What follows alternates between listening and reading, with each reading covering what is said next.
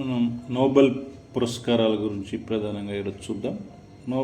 ఈ నోబెల్ పురస్కారాలు రావడానికి కారణం ఏంటి? ఆల్ఫ్రెడ్ నోబెల్ ఈయన స్వీడన్కి చెందినటువంటి ఒక ప్రసిద్ధ శాస్త్రవేత్త, సంశోధకుడు, శిల్పకళాకారుడు, పారిశ్రామికవేత్త కూడా. ఈయన డైనమైట్ను ఆవిష్కరించడం ద్వారా ఆయన ప్రపంచాన్ని ఒక మైలురాయిలు తిప్పే విధంగా ఆయన పేరు ఒక్కసారిగా పైకి ఎగిసింది.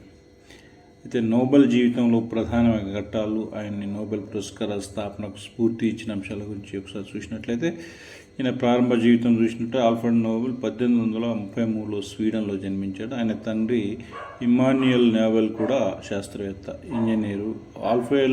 ఆల్ఫ్రెడ్ పుట్టినప్పుడు ఆయన కుటుంబం ఆర్థికంగా స్థిరంగా లేకపోయినా కొన్నేళ్ళలో వారు రష్యాలో స్థిరపడి విజయవంతమైన వ్యాపారవేత్తలుగా కూడా ఎదిగారు.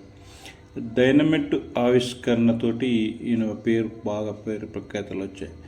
డైనమైట్ ఆవిష్కరణ, నోబెల్ ఆవిష్కరించిన ప్రధాన పరిశోధన డైనమైట్. ఇది ఘనీభవించిన నైట్రోగ్లిజరిన్ నుండి తయారైంది. ఈ ఆవిష్కరణ వల్ల ఆయనకు ప్రపంచవ్యాప్తంగా పేరు తీసుకొచ్చింది. కానీ ఒక విధంగా ఇది విధ్వంసకరమైన ఆయుధంగా కూడా ఉపయోగించబడింది. ఇది నోబెల్ను ఎంతో ఆలోచింపజేసింది.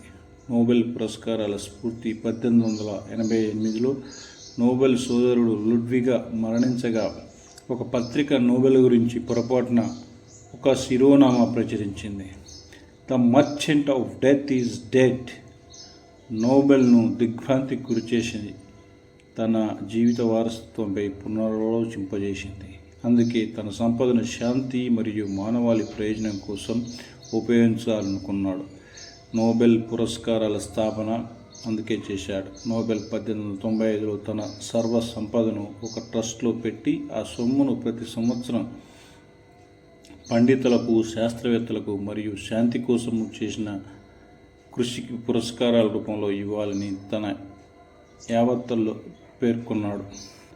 1896లో ఆయన మరణం తర్వాత ఈ యావదాస్తి అంతాధారంగా చేసుకొని నోబెల్ పురస్కారాలను ప్రారంభించారు. నోబెల్ యొక్క వారసత్వం. నోబెల్ జీవితాంతం 355 పేటెంట్లను సంపాదించారు మరియు పరిశోధనలకు చెందిన పలు వ్యాపారాలను స్థాపించాడు. కానీ ఆయన అసలు వారసత్వం నోబెల్ పురస్కారాల రూపంలో నిలిచింది. ఇవి ప్రతి సంవత్సరం ప్రపంచంలోని అత్యుత్తమ కృషి చేసిన ఆల్ఫ్రెడ్ నోబెల్ తన జీవితంలో ఆవిష్కరణలతో పాటు శాంతి, విజ్ఞానం మరియు మానవ సంక్షేమానికి చేసిన కృషితో సుస్థిరంగా నిలిచాడు.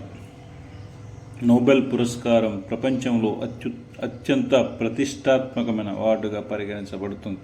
ఇది కొన్ని విభిన్న రంగాల్లో విశిష్ట కృషి చేసిన వారికి ఇవ్వబడుతుంది. అవి భౌతిక శాస్త్రం, రసాయన శాస్త్రం, చికిత్స, వైద్యం, ఫిజియాలజీ ఆర్ మెడిసిన్, సాహిత్యం, లిటరేచర్, శాంతి, పీస్, ఆర్థిక శాస్త్రం, ఎకనామిక్ సైన్సెస్. ఇది Swedish central bank, Sveriges Riksbank ఆర్థిక శాస్త్రంలో నోబెల్ పురస్కార బహుమతిగా ఇవ్వబడుతుంది. ఇది ప్రతి సంవత్సరం అందులోని రంగాల్లో విశేష కృషి చేసిన వ్యక్తులు లేదా సంస్థలకు ప్రదానం చేస్తారు. ఈ సంవత్సరం మొదటి నోబెల్ బహుమతి ప్రకటించడం జరిగింది. జన్యు పదార్థంలోని చిన్నపాటి తునకలైన మైక్రో RNAను కనుగొన్న అమెరికన్ శాస్త్రవేత్తలు విక్టర్ ఆంబ్రోస్, గ్యారీ రౌకోన్లు ఈ ఏడాది వైద్య రంగంలో నోబెల్ పురస్కారానికి ఎంపికయ్యారు. క్యాన్సర్ చికిత్సలో కొత్త మార్గాలను ఈ ఆవిష్కారం దోహదపడనుంది.